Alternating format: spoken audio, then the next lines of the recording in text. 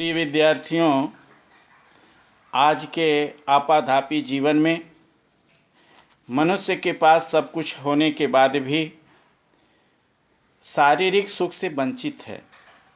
हर व्यक्ति शारीरिक सुख चाहता है और शरीर मानव की क्रियाओं को, मानव की उन्नति के लिए, मानव के संपूर्ण दायित्वों के निर्वहन करने के लिए शरीर एक ऐसा साधन है कि बिना इसके स्वस्थ रहे मनुष्य अपने जीवन का निर्वाह भी नहीं कर सकता, अपनी जिम्मेदारियों का सुचितापूर्वक ठीक से पूर्ण भी नहीं कर सकता।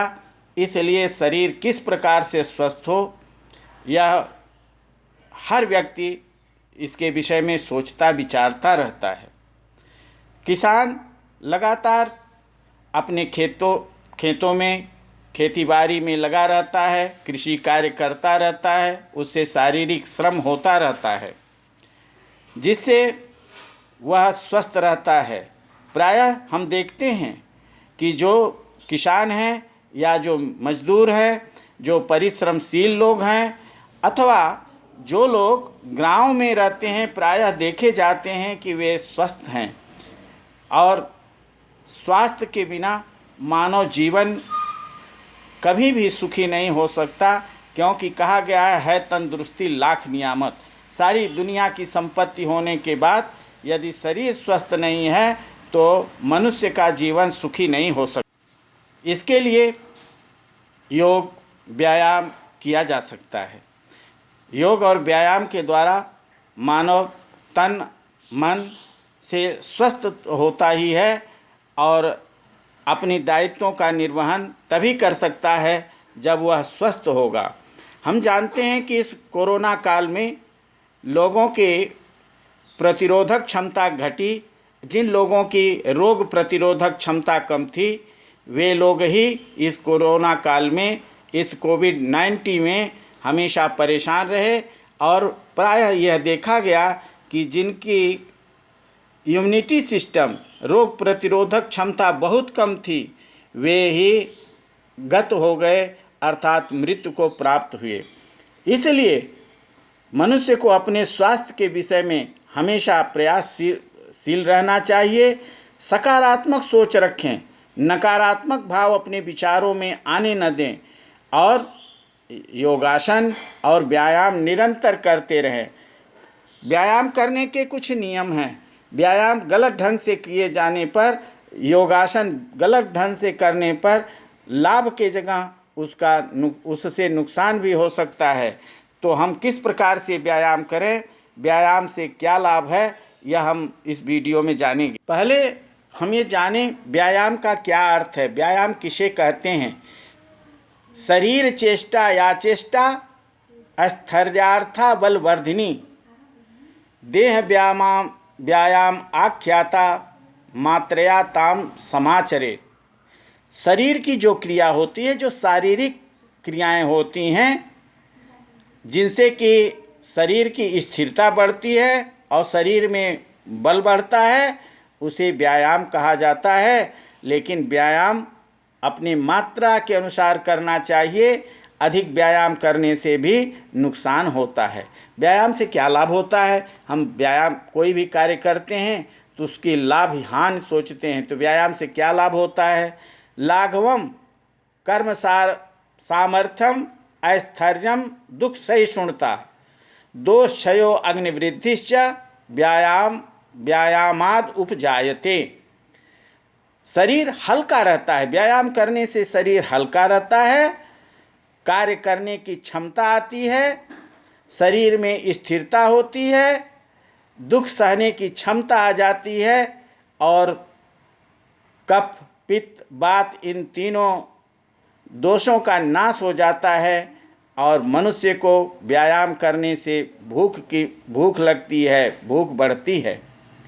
और भी इसके बहुत से लाभ हैं। व्यायाम करने के बहुत से लाभ हैं, जैसे श्रम क्लम पिपासोष्ण शीतादीनां सहिष्णुता आरोग्यम चापि परमम व्यायाम माद उपजायते।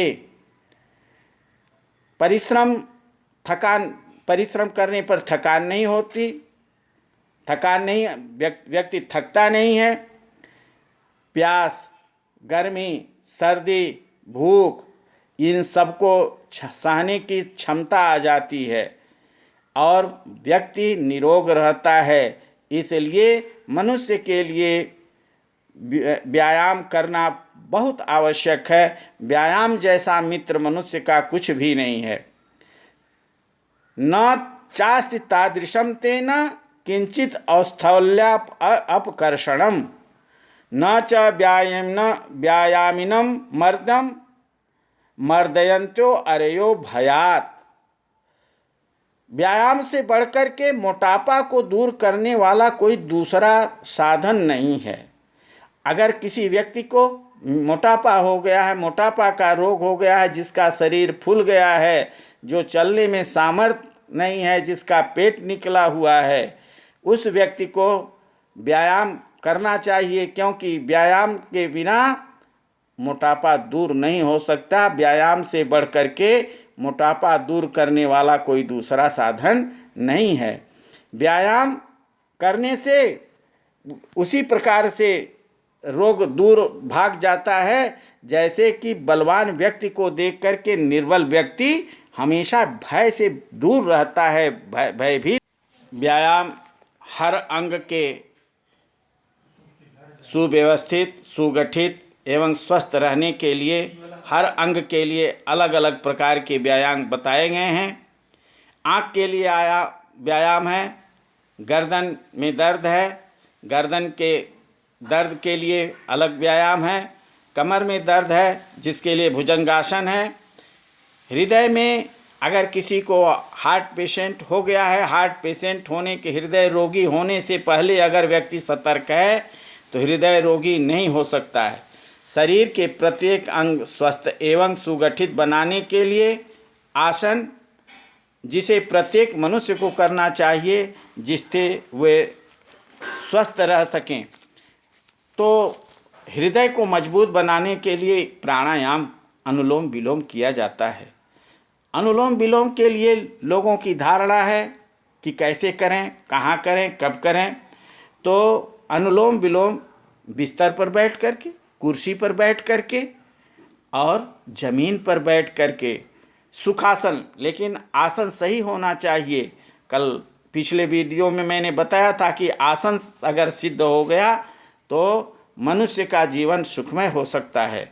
कमर सीधी करके, रीढ़ की हड्डी सीधी रहे। आप चाहे कुर्सी पर बैठ के भी कर सकते हैं, बिस्तर पर बैठ कर के भी कर सकते हैं। और सीधा कमर इसलिए करते हैं कि ऑक्सीजन जो प्राणवायु है वो सीधे लंग्स, फेफड़ों में सीधा वायु इस मुद्रा से प्रवेश कर जाती है तेजी से, जिससे कि हृदय की धमनियाँ स्वस्थ रहती हैं।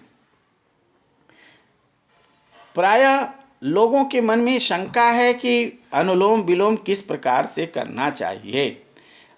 अनुलोम विलोम प्रारंभ करने के लिए हम बाईं नासिका से शुरू करते हैं और बाईं नासिका से ही उसको रोकते हैं, समाप्त करते हैं।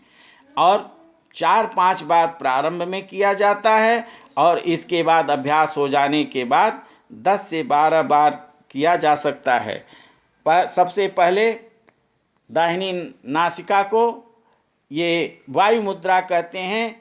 अंगुष्ठा और अनामिका अंगुली को मिला करके इसी से अंगुष्ठा से दाहिने तरफ नाक का छिद्र दबाते हैं। इस प्रकार से दबा करके और हम सांस भरते हैं, कुंभक में सांस रोक करके, और इस प्रकार से करते हैं, सांस लेते रोकते हैं। और इसका समय है कि कम से कम 1, 4 और 2 का अनुपात, अर्थात अगर 1 मिनट में आपने सांस भरा है तो 4 मिनट सांस कुंभक रोकें और 2 मिनट में दूसरी नासिका के छिद्र से इसको बाहर निकालें। यह जिससे इसको करने से 2 नाड़ियाँ शुद्ध होती हैं, चंद्र नाड़ी और सूर्य नाड़ी। सूर्य नाड़ी से मनुष्य के अंदर जब प्रवेश होता है, वायु प्रवेश होती है, तो उसकी नाड़ियाँ सुव्यवस्थित होती हैं, सही होती हैं। ऑक्सीजन प्रवेश करने से नर्वस सिस्टम ठीक होता है। तो इस प्रकार से इसको रोकना चाहिए। कुंभक पर बहुत ध्यान रखना चाहिए। सांस रोक करके आप धीरे धीरे छोड़ें। प्रायः लोग जल्दीबाजी में इस प्रकार से सांस लेते हैं, इस प्रकार की क्रिया करते हैं, तो यह नुकसान, फायदे की जगह नुकसान भी कर सकता है। इसलिए अनुलोम विलोम हृदय के लिए, हृदय की शुद्धता के लिए, हृदय की धमनियों की शुद्धता के लिए अनुलोम विलोम बहुत ही श्रेयस्कर है। योगासन और व्यायाम करके हम स्वस्थ रह सकते हैं।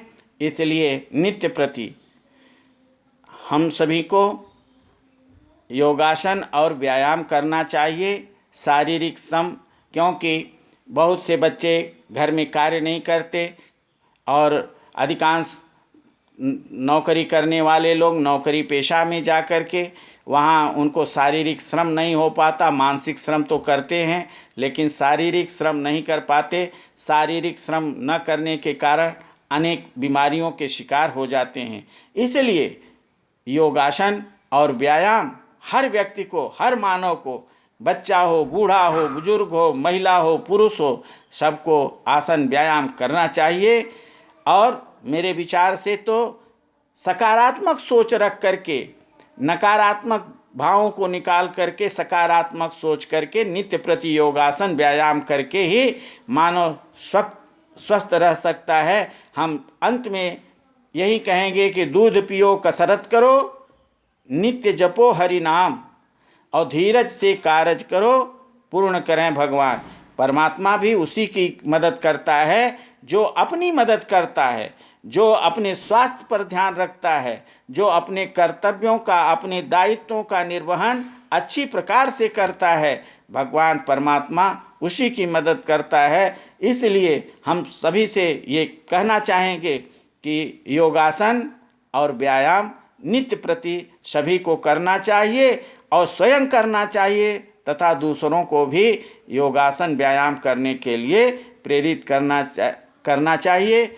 आपको मेरा वीडियो कैसा लगा मेरे कमेंट बॉक्स में लिख करके भेजें, जिससे कि मैं अनेक प्रकार की नई नई जानकारियों को लेकर के आपके बीच में वीडियो के माध्यम से प्रस्तुत हों, जिससे कि आप सभी लाभान्वित हो सकें। जय।